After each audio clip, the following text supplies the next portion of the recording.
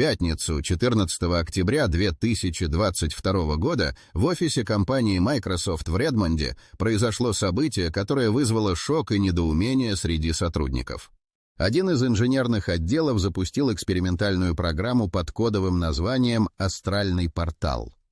Эту программу разрабатывали в строжайшей секретности на протяжении нескольких лет. Доступ к ней имели лишь ограниченное число человек, и сама цель оставалась неизвестной даже для большинства сотрудников компании. Во время первого тестового запуска в лаборатории произошло нечто странное. Когда команда активировала прототип, экран начал мерцать, а затем на нем появилась загадочная последовательность символов, которые не походили на никакой известный язык. Инженеры были в полном недоумении. Внезапно система зафиксировала всплеск энергии, превышающий все допустимые нормы. Это вызвало автоматическое отключение всех устройств в лаборатории, а затем резкий гул, раздавшийся по всему зданию. Сигналы тревоги срабатывали, но это никого не интересовало. Все взгляды были прикованы к экрану. Среди присутствующих был доктор Элизабет Хан, ведущий научный сотрудник, которая в тот момент зафиксировала необычное явление. Она быстро сделала заметку о том, что данные о состоянии системы на момент отключения показывали необычные колебания в диапазоне, который не поддавался объяснению. Мгновение спустя она уже направлялась к своему рабочему месту, чтобы выяснить, что именно произошло. Вскоре после инцидента группа инженеров начала анализировать данные, полученные во время тестирования. Они обнаружили, что система не просто выдала случайный набор символов. Это были сложные математические уравнения, которые, как предполагалось, могли быть связаны с концепцией параллельных измерений. Одна из теорий утверждала, что эти уравнения могли представлять собой координаты в пространстве других измерений.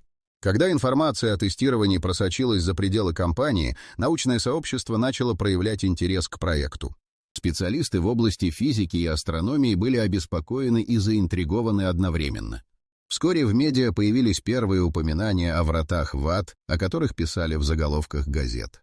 Это привлекло внимание как ученых, так и любителей теории заговора, которые начали выдвигать различные версии о том, что именно могло произойти в стенах компании. Внутри Microsoft началась паника. Одни сотрудники пытались понять, что случилось, другие спешили найти объяснение. Некоторые даже начали бояться, что работа над проектом может привести к необратимым последствиям. В конечном итоге все было направлено на то, чтобы скрыть истинную суть тестирования, но уже было слишком поздно. Интерес общественности только нарастал, а внутри компании назревал скандал. Разве можно было просто игнорировать такие результаты? Каковы были настоящие цели программы «Астральный портал»? Эти вопросы оставались без ответа. На следующий день после инцидента команда, проводившая испытания, собралась в конференц-зале для обсуждения произошедшего. Доктор Элизабет Хан запустила презентацию, в которой отразила все полученные данные. На экране появились графики с зафиксированными всплесками энергии и динамикой изменения параметров системы. Каждый из присутствующих чувствовал нарастающее напряжение. «Мы стоим на пороге открытия», — произнесла Элизабет, ее голос звучал уверенно, но в глазах читалась тревога. Результаты указывают на возможность взаимодействия с параллельными измерениями. Это не просто научная фантастика, это может изменить наше восприятие реальности. Некоторые инженеры переглянулись, обменяясь недоуменными взглядами. Одним из них был Кевин, разработчик программного обеспечения, который был с самой первой стадии проекта. Он поднял руку и задал вопрос. «А что, если мы откроем проход для чего-то, что не должно быть здесь? Мы можем встрять в опасную ситуацию». Элизабет кивнула, понимая его опасения. «Я тоже об этом беспокоюсь», — призналась она. «Но если мы не продолжим исследования, кто-то другой, возможно, сделает это раньше нас, и тогда мы не сможем контролировать ситуацию». В этот момент на экран вышла новая диаграмма, отражающая вероятность успешного завершения следующего теста. Данные указывали на то, что необходимо провести еще одно испытание для подтверждения полученных результатов. Команда несколько часов обсуждала, какие меры предосторожности следует предпринять, но в итоге было принято решение продолжить. Тестирование назначили на 3 дня позже. Все были готовы к следующей попытке, но страх перед неизвестным не оставлял их. В последние часы перед запуском Элизабет получила сообщение от анонимного источника. В нем содержалась информация о том, что проект охвачен вниманием не только ученых, но и правительственных структур. Она не могла поверить, что это может быть правдой, но интуиция подсказывала ей, что за проектом следят. На следующий день, когда команда собралась в лаборатории, атмосферу наполнила сильная напряженность. Все были сосредоточены на своих задачах, но в воздухе витали вопросы, на которые не было ответов. Перед запуском Элизабет провела инструктаж, в котором подчеркнула важность соблюдения всех мер безопасности. Каждый член команды должен был выполнять свои обязанности с максимальной концентрацией. Когда они активировали систему, экран снова начал мерцать, но на этот раз программа запустила новое взаимодействие. Появились необычные формы, которые напоминали многогранники, и с каждым мгновением их количество увеличивалось. Элизабет зафиксировала каждую деталь. Внезапно команда услышала интенсивный шум, и один из мониторов начал мигать. Сигналы тревоги снова зазвучали, но на этот раз атмосфера в лаборатории изменилась. Вместо паники возникло волнение. Инженеры понимали, что их работа может привести к чему-то невероятному. Внезапно с одного из экранов посыпались странные символы, похожие на те, что были зафиксированы в первый раз. Однако на этот раз они образовывали последовательности, которые могли бы свидетельствовать о попытках коммуникации из другого измерения. Элизабет не могла поверить своим глазам. «Это может быть начало чего-то грандиозного», — произнесла она, глядя на своих коллег. Успех программы «Астральный портал» становился более реальным, но вместе с тем становилось все более очевидным, что это открытие может привести к непредсказуемым последствиям. На следующий день после успешного тестирования команда еще находилась под впечатлением от того, что произошло. Доктор Элизабет Хан собрала всех на экстренное собрание. На столе лежали распечатки с новыми данными, полученными после последнего запуска. Элизабет обратила внимание на странные колебания в одном из параметров, который отвечал за стабильность системы. Это вызывало беспокойство, но она старалась не поддаваться панике. «Смотрите», — сказала она, указывая на графики. «Эти всплески могут означать, что мы находимся на грани чего-то действительно необычного. Это не просто случайный сбой. Возможно, мы получаем сигналы из другого измерения». Кевин снова поднял руку. «Что, если эти сигналы не просто случайные? Может, они пытаются нам что-то сказать?» Его голос звучал напряженно, и в его глазах можно было увидеть страх. Элизабет кивнула. «Мы должны быть осторожны. Я предлагаю создать группу для изучения и расшифровки этих сигналов. Но для этого нам потребуется больше данных». Команда согласилась, и через несколько дней подготовили еще одно тестирование. На этот раз они планировали подключить дополнительные сенсоры, чтобы собирать больше информации. В день теста в лаборатории царила атмосфера напряженного ожидания. Каждый понимал, что на кону стоят не только научные открытия, но и безопасность. Когда система была активирована, на экранах снова начали появляться странные формы и символы. Инженеры начали фиксировать данные. Внезапно один из сенсоров зафиксировал резкий всплеск энергии, который вызвал сбой в системе. Все мониторы мигали, а в комнате раздался громкий гул. Затем на экране возникло изображение, которое заставило всех замереть. Это было нечто, напоминающее силуэт неведомого существа, которое медленно появлялось из темноты. Его очертания были размазанными, но оно явно обладало сложной структурой. Элизабет, не в силах сдержать волнение, закричала: «Зафиксируйте это! Это может быть одним из первых контактов!» Но тут же ее голос потонул в общем восторге и панике. Силуэт на экране начал меняться, и вскоре из него раздался трескучий звук, который напоминал шепот. Ученые пытались интерпретировать сигналы, но никакая логика не могла объяснить то, что они видели. Это выглядело как общение, а не просто набор случайных символов. Кевин, глядя на экран, спросил: «Что, если мы просто открыли дверь для чего-то, что не должно выйти?» Он на мгновение замер, но его мысль была прервана, когда весь экран вдруг погас, и в лаборатории воцарилась тишина. Свет мигнул, а затем погас. Внезапно система перезагрузилась, и на экране снова появились те же символы, но теперь они были записаны в некоем коде, который никто из присутствующих не мог расшифровать. Напряжение нарастало. Каждый понимал, что они вошли в неизведанную область, где границы между наукой и паранормальным начали стираться. В этот момент Элизабет решила, что нужно прекратить эксперименты и обсудить с руководством дальнейшие действия. Но прежде чем она успела это сделать, один из сенсоров задрожал, и из него раздался резкий звук, который заставил всех вздрогнуть. На экране снова появился силуэт, на этот раз более четкий и угрожающий. Ситуация стала критической. Команда оказалась перед выбором — продолжать тестирование или закрыть проект, который мог стать как величайшим открытием в истории, так и источником невообразимой опасности. Элизабет стояла в центре лаборатории, ее глаза были прикованы к экрану, на котором снова появился угрожающий силуэт.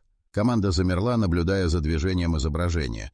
Через несколько мгновений один из инженеров, Марк, произнес: «Мы не можем это игнорировать. Это сигнал». Ли, младший сотрудник, вскочил с места и стал настраивать дополнительные сенсоры. «Я попытаюсь захватить частоту, на которой мы получаем эти данные», — произнес он, сосредоточенно работая с оборудованием.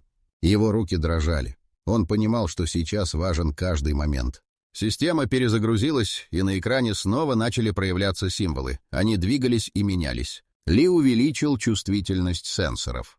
Гул стал громче, а символы начали складываться в обрывки сообщений. «Помогите!» «Не открывайте!»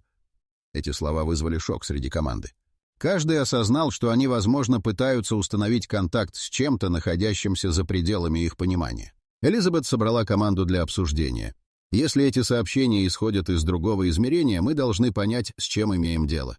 Кевин, переполненный тревогой, произнес: «Но что, если это не просто сообщение? Что, если это предупреждение?» Он обвел взглядом коллег. «Мы не знаем, что там за этой дверью. Может, стоит завершить проект сейчас, пока не стало слишком поздно?» Элизабет, не теряя уверенности, ответила: «Мы не можем отступать. Это открытие может принести пользу человечеству». Она понимала риск, но проявила решимость. «Правительство должно знать, но мы не можем позволить им остановить нас». Ли завершал настройки, и вдруг один из сенсоров запустил поток данных с аномально высокой частотой. Лаборатория заполнилась звуками, похожими на человеческий шепот, смешанные с механическими шумами. «Закройте!» — раздалось из динамиков. Элизабет подошла ближе к экрану. «Мы должны выяснить, откуда эти сигналы. Это может быть ключом к разгадке произошедшего на предыдущем тесте». Она обратилась к команде. «Мы должны быть готовы ко всему». Разговоры о закрытии проекта начали нарастать, но большинство инженеров ощущали, что стоят на пороге открытия. Они решили провести еще одно тестирование, но с жесткими мерами безопасности. На следующий день команда снова активировала систему, готовясь к неожиданным последствиям. Элизабет ожидала, что силы, находящиеся по ту сторону, могут реагировать на их действия. В этот раз они подключили дополнительные камеры и оборудование для фиксации процесса. Когда система заработала, экран заполнился новыми формами, и в воздухе раздался звук, похожий на громкий резкий свист. Символы начали складываться в четкие изображения. Неведомые существа, стремящиеся выйти за пределы реальности. На экране появилась фраза «Вы не должны открывать». В этот момент свет в лаборатории мигнул, и все оборудование дало сбой. Команда оказалась в темноте, слыша лишь нарастающий гул. В панике они пытались восстановить контроль, но напряжение стало критическим. Элизабет поняла, что столкнулись с чем-то, что не должны были трогать. Каждый член команды осознал, что их любопытство может обернуться катастрофой. На следующий день после неудачного тестирования лаборатория Microsoft погрузилась в хаос. Элизабет Хан, поняв, что ситуация выходит из-под контроля, решила немедленно сообщить о произошедшем руководству. Она собрала команду для обсуждения, как лучше всего представить результаты тестов и странные сигналы, которые они получили. Однако, когда они начали обсуждать, как сформулировать информацию, в офисе зазвонил телефон. Это был звонок от научного сообщества. На другой стороне провода находился доктор Эдвард Льюис, известный физик и автор нескольких работ по параллельным измерениям. Он выразил интерес к материалам, которые команда успела собрать.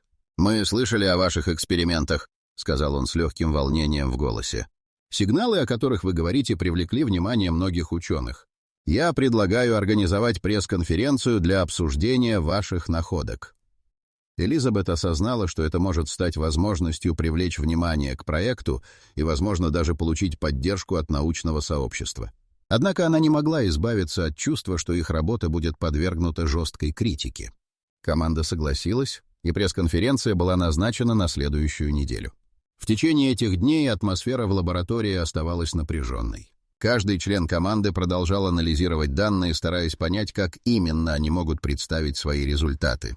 В то же время Элизабет стала замечать, что некоторые инженеры начали сомневаться в реальности происходящего, а Кевин стал гораздо более настороженным. Он часто заходил в лабораторию, чтобы проверить оборудование, и постоянно смотрел на экран, как будто ожидал чего-то. На пресс-конференции Элизабет представила результаты работы. Она описала процесс тестирования и показала видео с загадочными сигналами, которые они получили. Зал был полон ученых, журналистов и представителей правительства. На экране появились символы, а затем обрывки сообщений. «Помогите! Не открывайте!» И реакция присутствующих была мгновенной. Некоторые начали перешептываться, другие записывали заметки. Доктор Льюис задал вопрос об этических аспектах проводимых экспериментов. «Вы понимаете, что, возможно, открываете двери, которые лучше бы оставить закрытыми?» — спросил он, обводя взглядом зал. Элизабет почувствовала давление, но ответила уверенно. «Мы стремимся понять природу этих сигналов и их источник. Если это действительно контакт с параллельным измерением, мы обязаны выяснить, что это за явление». Среди присутствующих находились и скептики, которые начали задавать провокационные вопросы. Как вы можете гарантировать безопасность вашего проекта? Что, если это действительно предупреждение? Произнес один из ученых. Элизабет попыталась донести до всех, что они в первую очередь ученые, стремящиеся к знаниям. Но напряжение в зале нарастало, и вскоре начались споры. Некоторые призывали прекратить исследования, чтобы избежать катастрофы, в то время как другие подчеркивали важность открытия новых горизонтов в науке. После конференции на Элизабет легла огромная нагрузка. Пресса освещала события, привлекая внимание общественности. В сети начали распространяться теории заговора, и вскоре появились слухи о том, что правительство собирается вмешаться в проект. Ситуация становилась неопределенной, а страх перед последствиями продолжал расти. Элизабет поняла, что, несмотря на поддержку некоторых ученых, их работа может быть под угрозой из-за общественного мнения и давления со стороны власти. Она была готова бороться за проект, но не могла игнорировать растущее беспокойство в команде. Внутренние конфликты становились все более заметными, и она понимала, что время, возможно, истекает. На следующий день после пресс-конференции в офисе Microsoft произошел инцидент, который потряс всю команду, работающую над проектом «Астральный портал». Внезапно они обнаружили, что все данные, собранные за последние несколько недель, исчезли из серверов лаборатории. Элизабет и команда не могли поверить своим глазам. Вся информация о тестах, включая видео, графики и анализы, бесследно пропала. Сначала они предположили, что это может быть техническая ошибка. Ли начал проверять оборудование, а Кевин пытался восстановить доступ к резервным копиям. Однако вскоре стало ясно, что это не просто сбой. Системы безопасности показали, что в серверы проникли извне. Кто-то целенаправленно удалил все данные. Элизабет, осознавая всю серьезность ситуации, собрала команду для обсуждения дальнейших действий. «Это не случайность, это саботаж», — произнесла она, ее голос звучал решительно. «Мы должны выяснить, кто за этим стоит. Нам нужна поддержка безопасности компании». Вскоре после этого в лабораторию пришли представители службы безопасности Microsoft. Они начали расследование и опросили каждого члена команды. Элизабет рассказала о своих подозрениях, что утечка данных могла быть связана с недавними обсуждениями в прессе. Внимание общественности привлекло не только ученых, но и тех, кто мог попытаться остановить их исследования. Служба безопасности провела анализ сетевого трафика и обнаружила, что данные были скопированы и отправлены на неизвестный сервер. Это добавило еще больше тревоги. Элизабет поняла, что проект теперь стал мишенью не только для критиков, но и для тех, кто мог быть заинтересован в его остановке. Спустя несколько дней после исчезновения данных в офисе начались слухи о том, что некоторые члены команды могут быть замешаны в утечке. Это вызвало недовольство и напряженность среди сотрудников. Кевин стал подозрительным и отстраненным, а Ли, который ранее старался помочь, вдруг закрылся в себе. Каждый начал бояться, что их могут обвинить в предательстве. Элизабет решила, что им необходимо действовать быстро. Она собрала команду и предложила провести внутреннее расследование. «Мы должны выяснить, кто мог это сделать. Нам нужно защитить наш проект и доказать, что мы работаем на благо науки», — сказала она, стараясь поддержать моральный дух коллег. В ходе расследования команда обнаружила, что в лаборатории есть несколько камер видеонаблюдения. Элизабет настояла на том, чтобы просмотреть записи за последние дни. На одном из записей они увидели, как неизвестный человек, который не имел отношения к проекту, проникает в лабораторию ночью. Его лицо было замаскировано, но несколько деталей могли помочь в установлении его личности. Команда немедленно обратилась в службу безопасности с этой информацией. Элизабет также решила, что нужно поделиться открытием с доктором Льюисом, чтобы получить поддержку и советы по дальнейшим действиям. Она понимала, что если информация о пропаже данных дойдет до прессы, проект окажется под угрозой.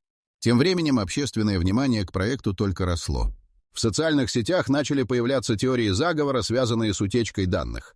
Некоторые заявляли, что Microsoft пытается скрыть доказательства контакта с параллельными измерениями. Элизабет осознала, что скандал вокруг утечки данных может стать катастрофическим для репутации компании и для всего проекта.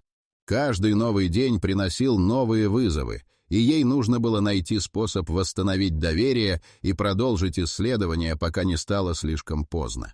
В лаборатории царила атмосфера напряжения, когда команда собралась для обсуждения последних событий. Элизабет Хан знала, что необходимо принять решение. «Мы столкнулись с дилеммами, которые могут изменить наш проект», — произнесла она. «Нам нужно решить, как двигаться дальше». После утечки данных и угроз Элизабет созвала экстренное заседание. Каждый понимал, что ситуация критическая. Кевин, тревожный, высказал свои опасения. Что, если мы продолжим, и это приведет к катастрофе? Мы уже видим, какие последствия может иметь наше любопытство. Ли, активно участвовавший в расследовании, добавил: «Если мы отступим, мы никогда не узнаем правду. Эти сигналы могут предупреждать нас о чем-то гораздо большем». Элизабет кивнула. «Но к каким последствиям это может привести? Наше открытие может повлиять на всю науку». Она обратилась к команде.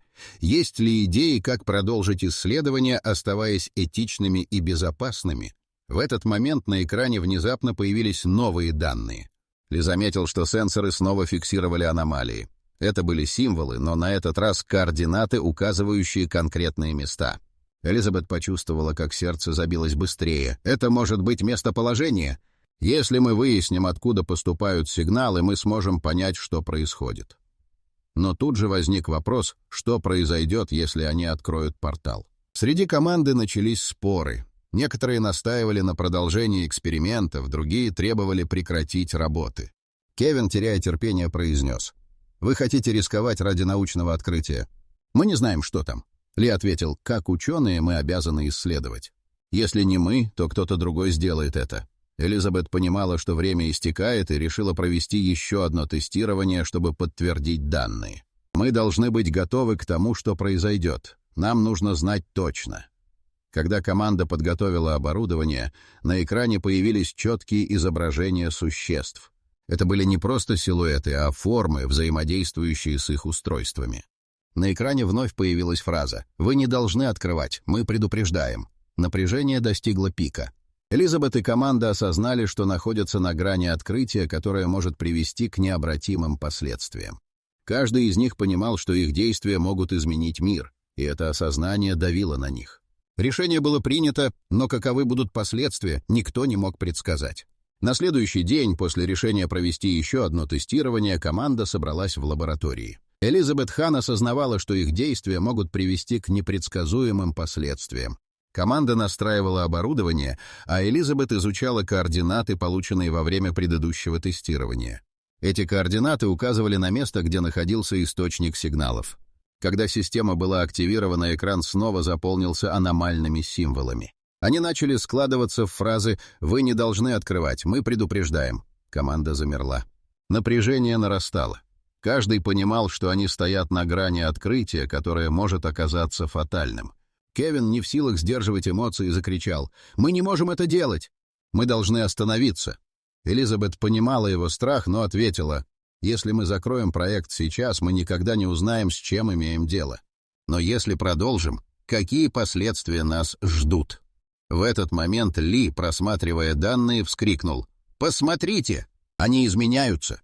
На экране проявились изображения существ, которые выглядели четче и реалистичнее, чем когда-либо. Эти формы начали двигаться, как будто пытались установить контакт. Элизабет почувствовала страх. «Мы должны отключить систему!» — крикнула она, но было слишком поздно. Оборудование дало сбой. В лаборатории вспыхнул яркий свет, приборы начали мигать, гул усилился.